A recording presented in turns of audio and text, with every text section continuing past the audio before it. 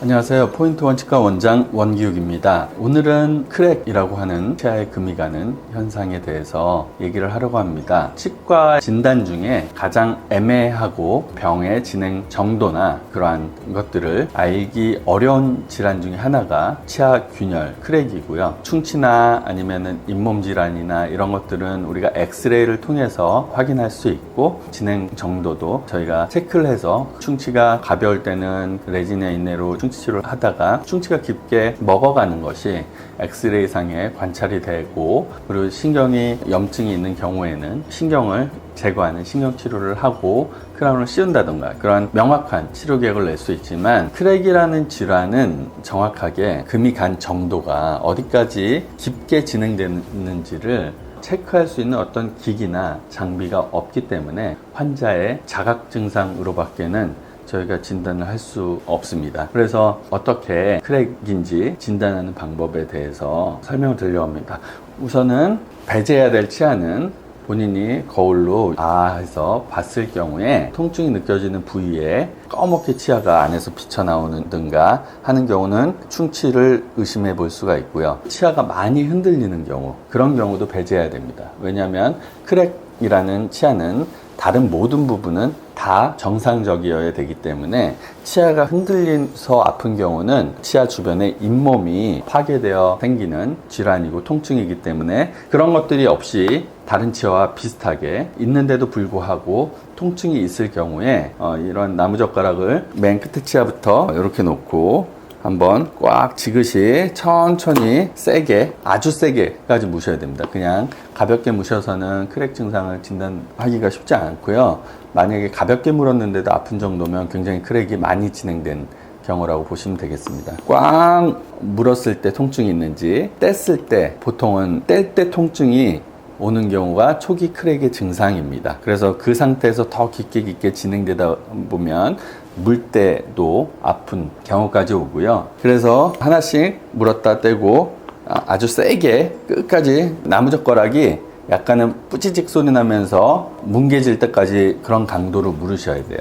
꽉 물었다가 뗄 때 인상이 찌그러질 정도로 아주 정교듯이 아주 날카롭게 슉 하고 칼로 싹 벨 때 그 날카로운 통증을 보통 환자분들이 많이 표현을 하십니다. 딱딱한 걸 물었을 때 바로 이렇게 입을 벌리게 하는 날카롭고 찌릿한 그런 통증을 많이 말씀하십니다. 그래서 통증의 양상도 크랙을 진단하는데 중요한 요소이기도 합니다. 이렇게 해서 치아가 만약에 시큰시큰 거린다 그러면 치과에 가셔서 씹을 때 그런 증상이 있다, 내가 뭐 이렇게 테스트를 해봤는데 크랙인지 아닌지 궁금하다 라고 말씀하시고 가시면 될 것 같고요. 크랙이 진행되다 보면 어느 정도까지 진행됐는지 모른다는 게 특징이라고 말씀드렸는데, 쭉쭉쭉쭉쭉쭉쭉 계속 가다가 안에 있는 신경에까지 크랙이 진행되게 되다 보면 딱딱한 걸 씹을 때 그런 자극들이 자꾸 신경을 자극하게 되고 신경이 점점 병들어가는 거죠.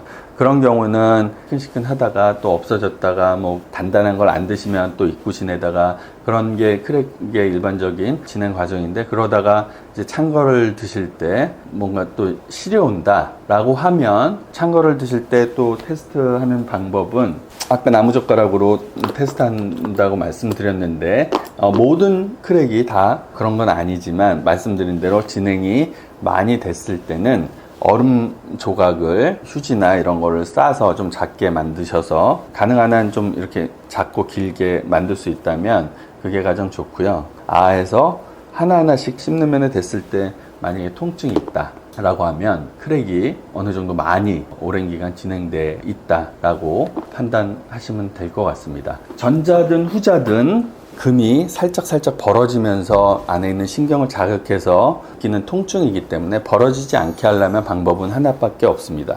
머리를 크라운으로 감싸서 금이 벌어지지 않도록 하는 방법 외에는 없기 때문에, 크랙 때문에 불편해서 음식도 못 씹고 치료를 해야 되겠다라고 하면 크라운을 씌우는 그런 치료를 하게 되고요. 진행의 정도를 모르기 때문에 치료는 증상에 맞는 단계별 치료를 하게 되어 있습니다. 찬 거나 이런 거에 시리지 않는다면 신경까지 크랙이 진행되지 않은 걸로 예상해서 진단을 하고 거기에 맞는 치료로 그냥 크라운만 씌우게 되고요. 찬 거에도 시리다가 나중엔 뜨거운 거에도 통증이나 반응을 하게 되는데, 그런 경우에는 안에 있는 신경이 이미 어느 정도 영향을 받고 있다라는 판단 하에 신경을 제거하는 신경치료를 한 다음에 크라운으로 마무리를 하는 치료를 하게 됩니다.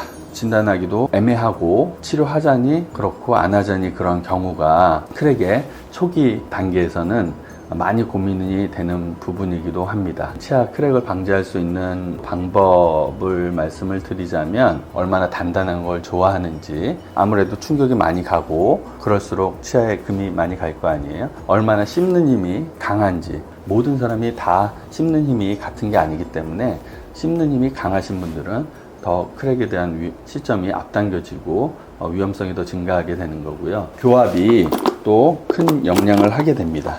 이런 정상적인 교합하에서는 이렇게 딱 먹고 갈고 딱 먹고 갈고 하는 여러 가지 보호작용이 우리 치아에는 각 치아마다 역할을 담당하고 있는데, 이런 교합이든지 아니면 이런 교합이든지 삐뚤삐뚤한 교합이든지에 따라서 보호작용을 제대로 하지 못함으로 인해서 치아에 많은 무리를 가게 하는 경우가 많이 있습니다. 여러 가지 요소들에 의해서 어떤 분들은 조금 늦게 크랙 증상이 오시는 분들이 있고, 어떤 분들은 젊은 나이에도 크랙이 오시는 분들이 있고. 네, 오늘 크랙에 대해서 예전에도 뭐 한번 말씀드린 적은 있는 것 같은데, 혼자서 어떻게 자기 진단을 할 수 있는지, 그리고 크랙이란 질환은 어떤 것인지, 그리고 치료법은 어떤 것인지 대해서 간략하게나마 설명을 드렸습니다. 네, 감사합니다. 포인트 원치과 원장 원기욱입니다. 좋아요, 구독 부탁드립니다.